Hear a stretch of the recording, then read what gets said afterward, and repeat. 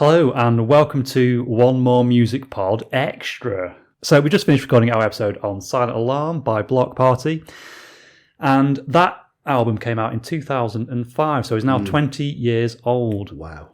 Yeah, that makes me feel very old. Yeah. And the band actually this year have been on tour celebrating 20 years of that album and their music. So we thought we'd do a little sort of extra episode where we sort of delve into the rest of their catalogue and kind of have a look at what they've released since. Yeah. Aren't you lucky, listeners? I know, you just can't get enough. I can't believe it. So let's just get into it. So the first album was the follow-up to Silent Alarm. Came out in 2007. It's Weekend in the City.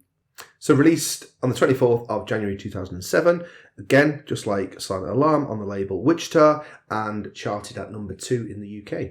So this was, as Jack's mentioned, the second studio album to be released by the band, and the intention for this album was to craft a record that kind of distanced themselves from the conventional guitar band setup by incorporating more electronically processed beats and additional instrumentation. Computer programs were extensively used to enrich and amend recorded takes, while a string sextet was hired to perform on some of the tracks. The subject matter of frontman and chief lyricist Keely Okareki's lyrics for A Weekend in the City covers issues such as drug use, sexuality, and the media's use of moral panic, surrounding issues such as terrorism. The album's 3 original singles were The Prayer, I Still Remember, and Hunting for Witches, and they address these themes respectively. Lewis Pattison of NME described the album as tender and reflective, edgy and embittered. A difficult and emotional beast that jolts with nervous electricity, and pointed out that its notable achievement is that it finds moments of genuine contentment amidst a maelstrom of anger and confusion. The Guardian included A Weekend in the City in its 1,000 Albums to Hear Before You Die list compiled in 2007, and praised the band's ambitious indie soundscapes packing a sizable political punch. So Jack, your thoughts on the album? I would say that this is absolutely my second favourite Bloc Party album after Silent Alarm. There's some tracks on here that I think easily sit alongside the best of Bloc Party's work. So songs like Hunting for Witches, Waiting for the 718, I Still Remember, and Flux. I absolutely love those songs. I just think there's a few on here that don't really land. So SRXT, Song for Clay, Uniform, and that's what just puts it behind Silent Alarm for me. Okay, I'd agree with Jack on this. I think being a huge fan of the band when this album came out, it kind of aligns with some of the really good memories I had in sixth form and starting university. And I possibly may have caught them on tour for this album, but I can't quite remember. My memory's a bit hazy on this one. But I did love how different it felt to Silent Alarm. Tracks like I Still Remember and Flux, for me, seem a little bit more polished, maybe aimed at kind of a wider, more mainstream audience, which isn't necessarily a bad thing.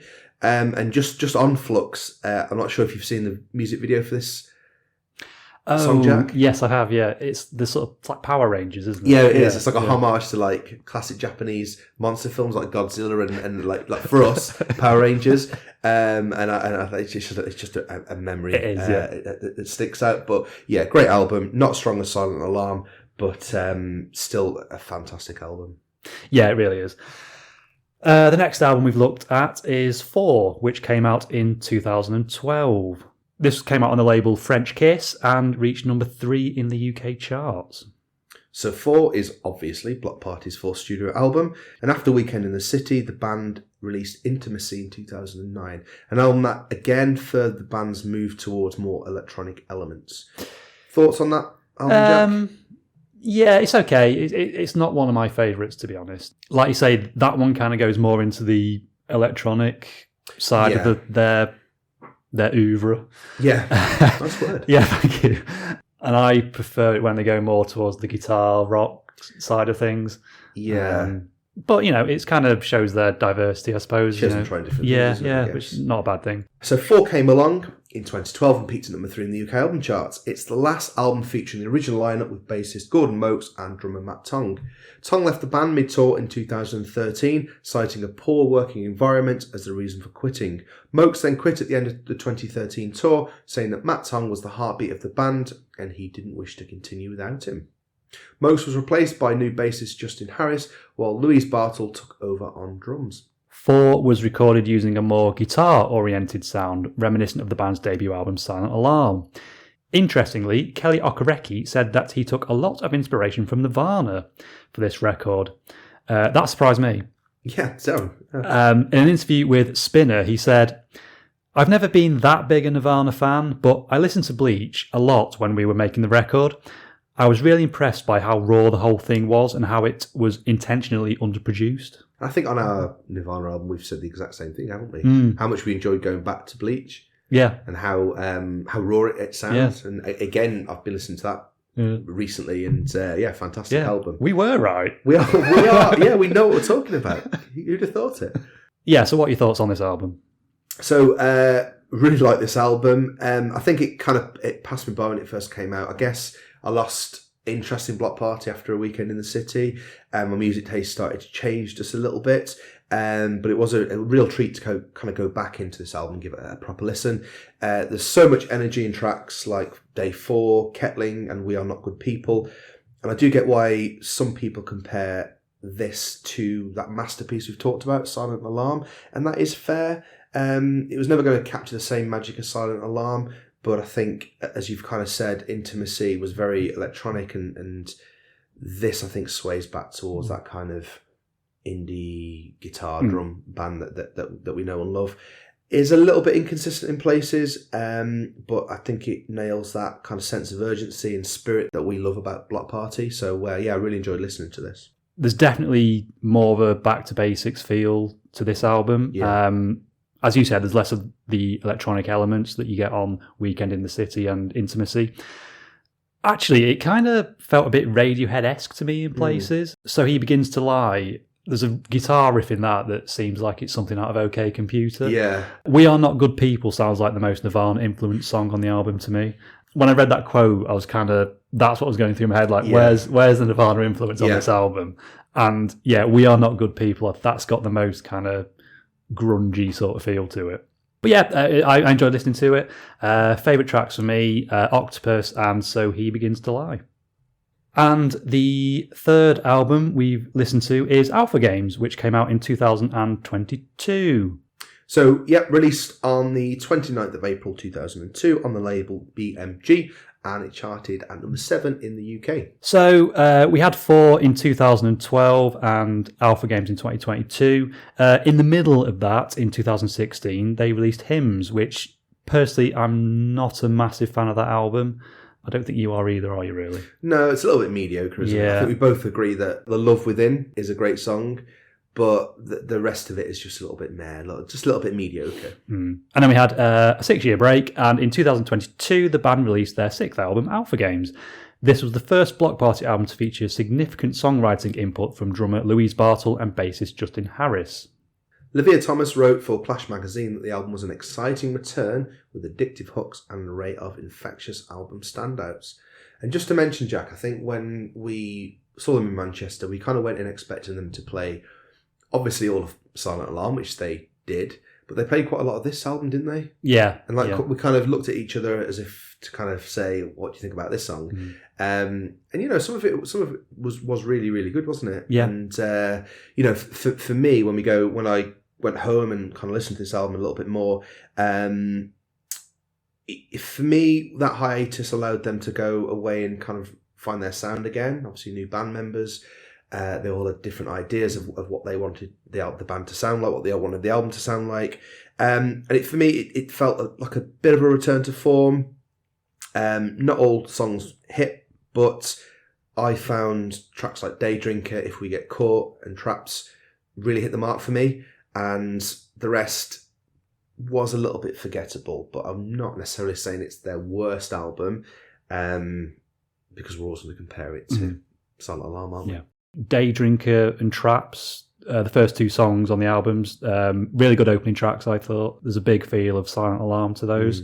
Callum is a Snake, that was my favourite song. Okay. The word sassy came to mind when I was listening to it. I think it's a breakup song, isn't it, where I think Kelly's been hurt by someone, I think. I think it's clear to, you can definitely tell that. Yeah.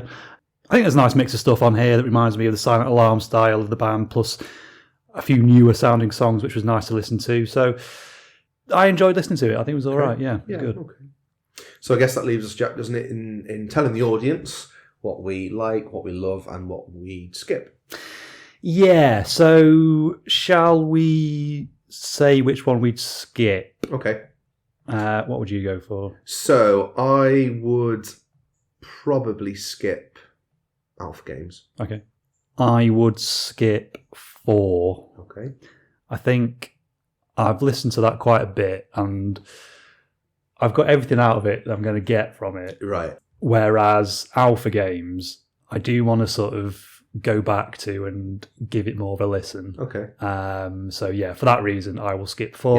Yeah. Okay. And obviously the one that I like then is Alpha Games. Yep. I think it's an album that's got some good potential. So I'm going to go and keep listening to it. And there's some songs on there that I really like, and some of the songs that I don't really know. I just want to go back and have more of a listen and try and get into it a bit more. That's fair enough.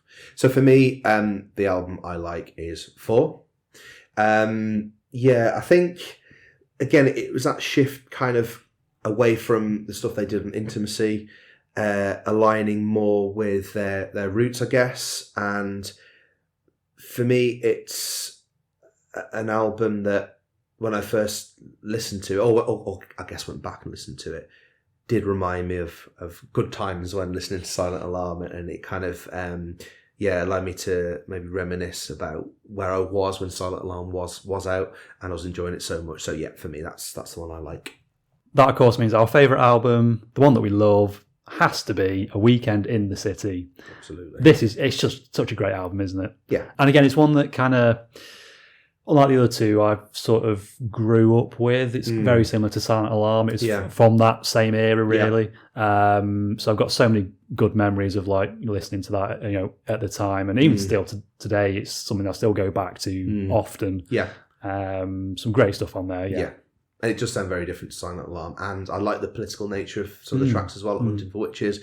I think at the time, obviously, quite a lot was going on politically around terrorism and kind of the anger of people were being very much focused on certain groups in society. And can you imagine if they were to write an album like that now, the content they would have? And I think Keely's particularly good at writing lyrics around what's going on in the world at the moment. So yeah, love Weekend in the City. Yeah, brilliant album. Okay, so that's just about does it for One More Music Pod Extra. Nice. Yeah, so thank you for listening. If you haven't already listened to our episode on Silent Alarm, make sure you do go back and listen to it. Other than that, we will catch you again very soon in the near future. We are, of course, available on Instagram and TikTok at One More Music Pod. Make sure you do give us a follow. We post little bits and pieces about the shows, and it helps you keep up to date with when new episodes come out, so well worth a follow. So that's it from me, Adam. Goodbye. And it's goodbye from myself, Jack. Goodbye.